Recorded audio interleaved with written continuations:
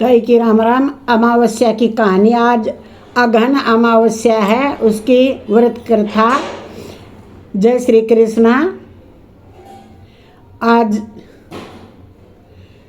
सनातन धर्म में अगहन मास की अमावस्या का विशेष स्थान है। पवित्र नदी में स्नान करना चाहिए और इसके साथ ही दान करना चाहिए। इस दिन पीपल के वृक्ष की उपासना की जाती है। धार्मिक मान्यताओं के अनुसार पीपल के वृक्ष में सभी देवी देवता वास करते हैं, इसलिए इस दिन पीपल के पेड़ में जल अर्पित करने से मनोकामनाएं पूर्ण होती है। मार्गशीर्ष अमावस्या के पर पितरों के लिए व्रत भी करने की परंपरा है। माना जाता है कि इस व्रत से पितर देवता तृप्त होते हैं। पितरों की कृपा से घर परिवार में सुख समृद्धि भी बनी रहती है। जो अपने पितरों के मोक्ष की प्राप्ति के लिए यह कुछ व्रत करते हैं। इस अमावस्या के दिन पिंड दान भी किए जाते हैं। इस माह की अमावस्या को उपवास रख पूजन कार्य करना चाहिए। मार्गशीर्ष को भगवान श्री कृष्ण ने अपना स्वरूप बताया है, इसलिए इस मास की अमावस्या पर बाल गोपाल का विशेष अभिषेक करें।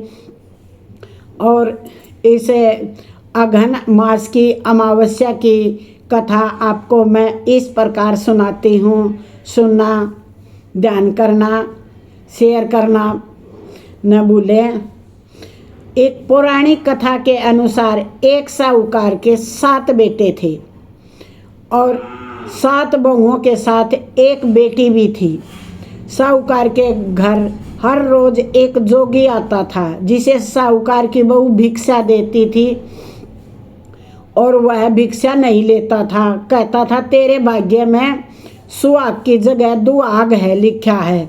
लड़की को उस जोगी की यह बात बहुत बुरी लगती और एक दिन वह अपनी माँ से रोते रोते जोगी की बात बताने लगी।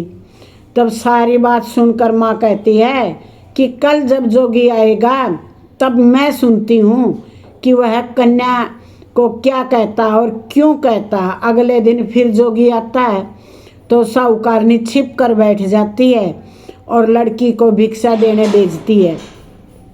जोगी उससे भिक्षा नहीं लेता और फिर वही बात दोहराता है कि तेरे भाग्य में सुहाग की बजाय दुहाग लिखा है।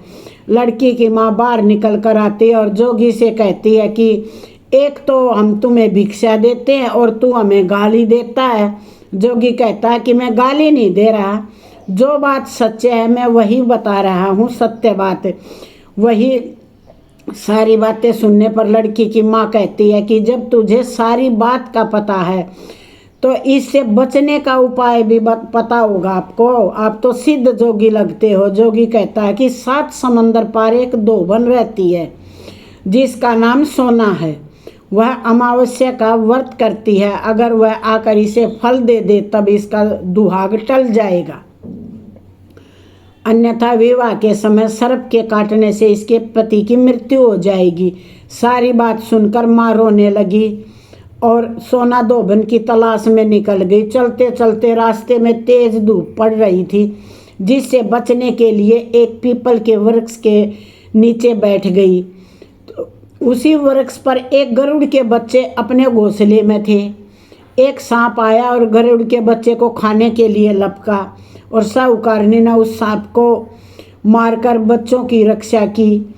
कुछ देर बाद गरुड़नी आई और उस सब जगह खून खून। साहूकारनी बोली कि एक तो उसने बोला तूने मेरे बच्चे मार दिए, एक तो मैंने तेरे बच्चों को सांप से बचाया और तू मुझे ही मार रही है। सारी बातें जानने पर गरुड़नी बोली कि तूने मेरे बच्चों की रक्षा की है, इसलिए मांग जो चाहती है। साहूकारनी गरुड़नी से कहती है कि मुझे 7 समंदर पार सोना धोबिन के यहाँ छोड़ दो। और गरुड़नी ने वैसे ही किया। साहूकारनी वहाँ पहुँच गई तो सोचने लगी कि इसे कैसे मनाऊं। सोना धोबिन की भी 7 बहुएं थी, लेकिन घर के काम को करने के लिए सदा आपस में लड़ती झगड़ती रहती थी। रात को जब सब सो जाते तो ब्राह्मणी साहूकारनी के घर जाती और चुपके से सारा काम करके आ जाती। उजाला होने से पहले चली भी जाती उनके घर से। सारी बहुएं आपस में यही सोचती कि कौन सी बहू है जो सारा काम कर देती है। लेकिन एक दूसरे से पूछने की किसी की हिम्मत नहीं थी। एक दिन सोना धोबन ने सोचा कि आजकल बहुएं लड़ती भी नहीं और सारा काम भी हो जाता है। सोना धोबन ने सारी बहुओं को बुलाया और पूछा कि आजकल तुम सब लड़ती क्यों नहीं हो और घर का सारा काम भी हो जाता है। सोना धोबन ने अपनी बहुओं से पूछकर सारा काम कौन करता है। बहुएं सास से झूठ कहती कि लड़ाई करने से क्या फ़ायदा, इसलिए हम मिलजुल कर काम कर लेते हैं। सोना धोबन ने अपनी बहुओं की बात पर विश्वास नहीं होता और वह रात में जागकर समय सच देखना चाहती थी कि कौन सी बहू काम करती है या मिलजुल कर करती हैं, कौन घर का सारा काम करता है। देखती हूँ आज मैं भी। रात होने पर सोना धोबन छिप कर बैठ जाती है और देखूं कौन सी बहू काम कर रही है। रात हुई तो वह देखती है कि एक औरत आती है, चुपके से घर में घुसती है और यह देखती है उसने घर का सारा काम कर दिया और जाने की तैयारी में है। जैसे ही साहूकारनी जाने लगती है तो सोना धोबन उसे रोकती है, पूछती है कि तुम कौन हो और क्या चाहती हो। साहूकारनी कहती है कि पहले तुम वचन दो तब बताऊंगी। सोना धोबन वचन देती है। तब साहूकारनी कहती है कि मेरी बेटी के भाग्य में दुहाग लिखा है, लेकिन तुम अमावस्या का व्रत करती हो और तो तेरे पास मेरे को किसी जोगी ने बोला है कि वहाँ पर जाएगी। सोना धोबन अमावस्या का व्रत करती है तो मैं यहाँ चली आई और तेरे साथ तुम व्रत करती हो, मेरे साथ चलकर उसे सुहाग दे दो। सोना धोबन वचन से बंध गई। अब साहूकारनी के साथ चलने को तैयार हो जाती है। जाते हुए सोना धोबन अपने बेटे व बहुओं से कहती है कि मैं इस औरत के साथ बेटी को सुहाग देना है, इसकी बेटी को सुहाग देने जा रही हूँ, लेकिन अगर मेरे पीछे से तुम्हारे पिताजी मर जाएं तो उन्हें घी और तेल के कूप में डाल कर रख देना। सोना धोबन साहूकारनी के घर पहुँच जाती है। साहूकारनी अपनी बेटी का विवाह करती है तो फेरों के समय सोना धोबन कच्चा करवा, दूध तथा तार लेकर बैठ जाती है। कुछ समय बाद सांप आया, दूल्हे को डसने लगा तो सोना धोबन ने करवा आगे कर तार से सांप को बांध दिया और वह मर गया। अब सोना धोबन ने लड़की को सुहाग दिया और कहा कि मैंने जितनी अमावस्या की है वह साहूकार की इस लड़की को उसका फल मिलेगा। अब आगे अमावस्याएं मैं करूँगी, उसका फल मेरे पति और मेरे बेटों को मिलेगा। सभी लोग अमावस्या माता की जय जयकार करने लगे। सोना धोबन अपने घर वापस जाने को तैयार हुई तो साहूकारनी ने कहा, तुमने मेरे जमाई को जीवन दान दिया है, इसलिए तुम जो चाहो वर मांग लो, मेरे से भी कुछ मांग लो। सोना धोबन बोली कि मुझे कुछ नहीं चाहिए और वह चली गई।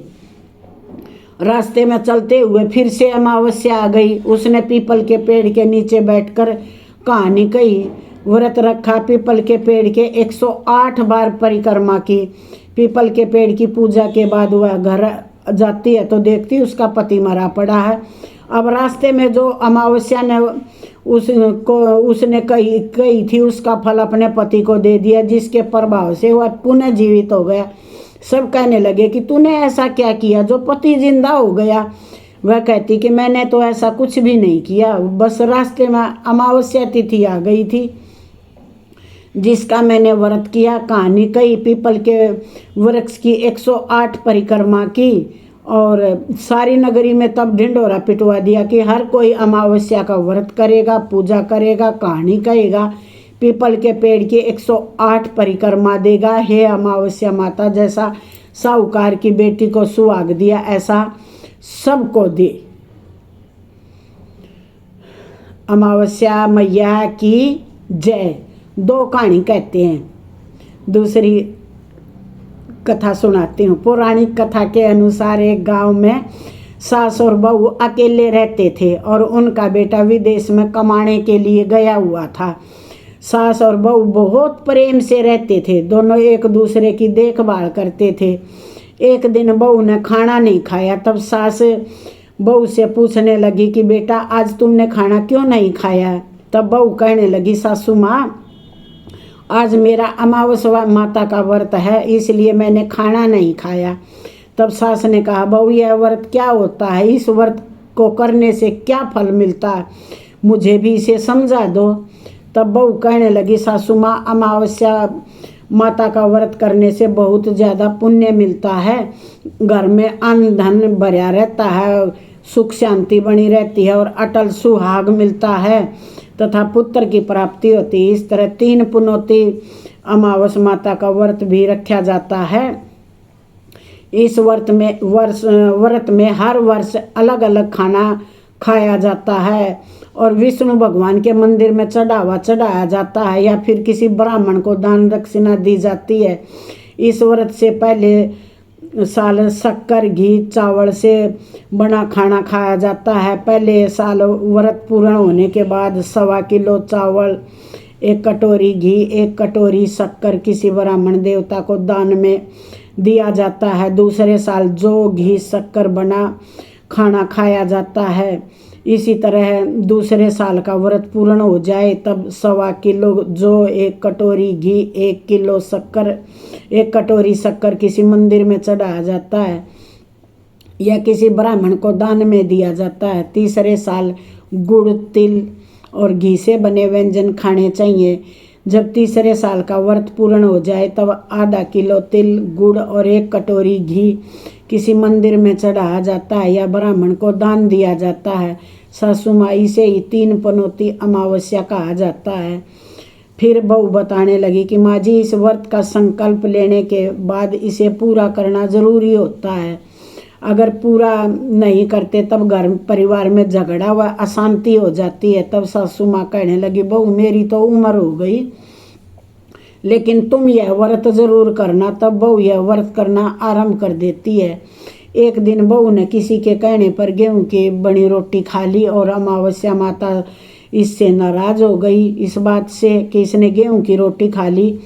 जो सास बहू कभी प्रेम से रहती थी, अब उन दोनों में झगड़े होने लगे। सभी गांव वाले भी हैरान हो गए कि इनके घर में ये सब क्या हो रहा है। सास और बहू को कहने लगी कि जब से तुम हमारे घर में बहू बनकर आई हो तब से हमारे घर की लक्ष्मी चली गई, तुम हमारे लिए बिल्कुल शुभ नहीं हो। तब बहू ने कहा, माँ जी, आपके घर की लक्ष्मी चली गई तो मुझे बताओ कि कहाँ मिलेगी, मैं लक्ष्मी को लेकर आऊँगी।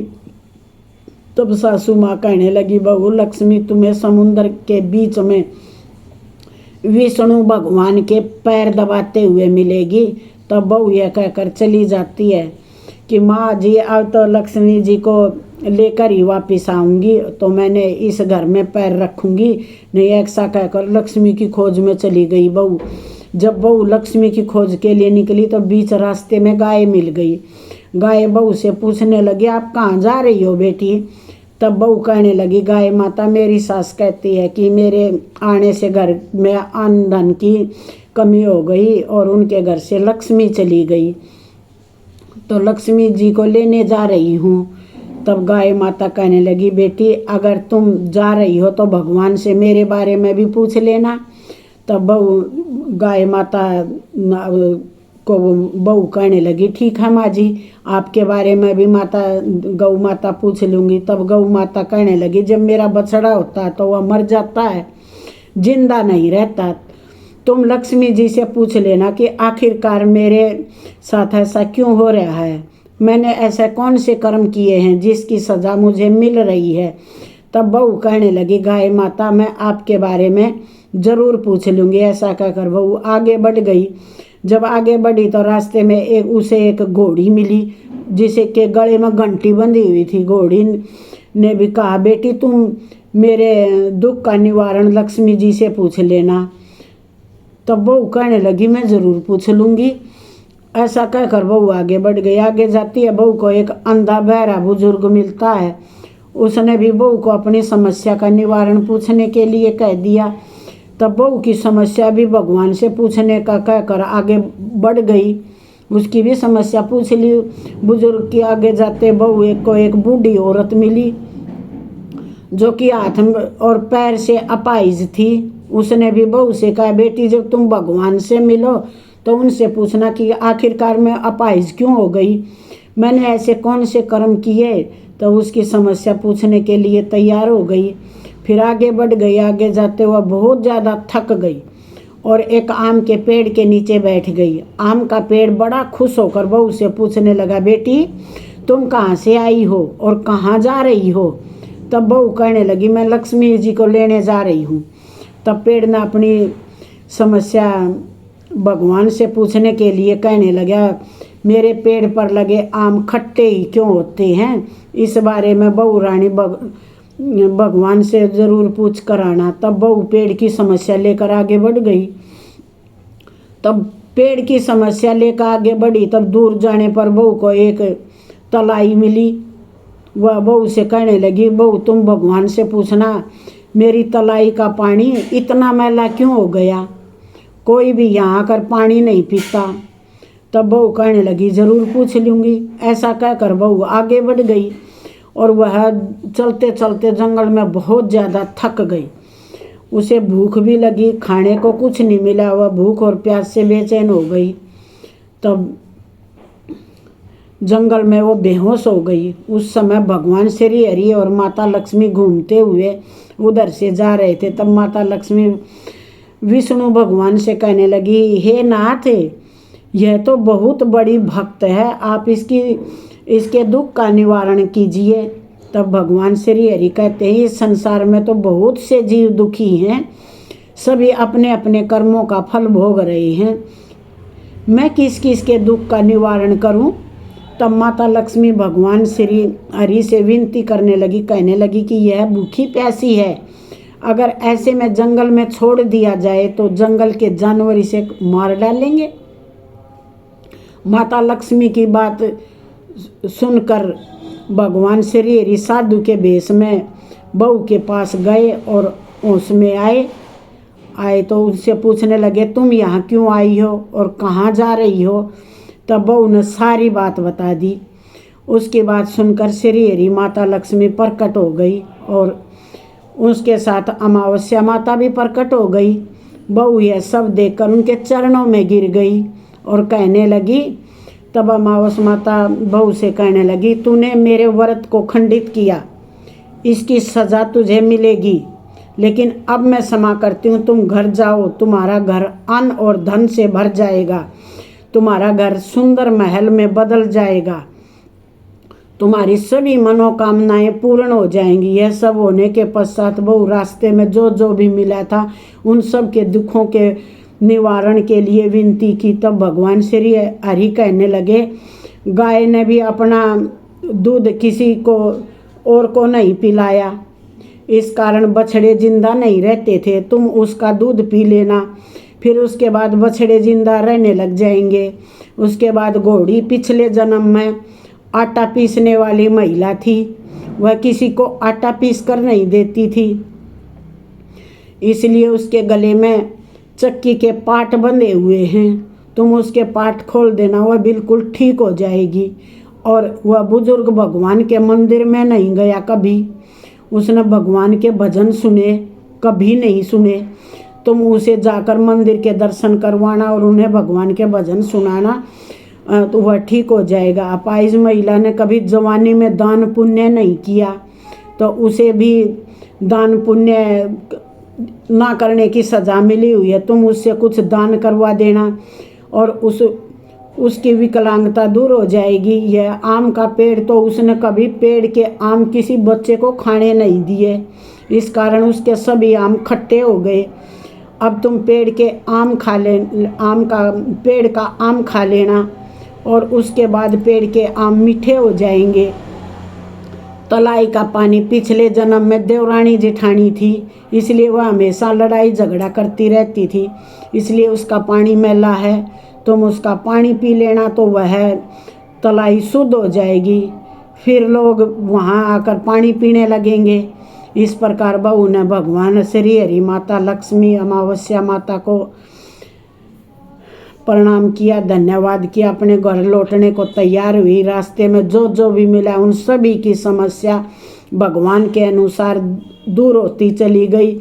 सभी ने उसे भर भर कर आशीर्वाद दिया और घर पहुँचते उसका टूटा फूटा घर एक सुंदर महल में बदल गया।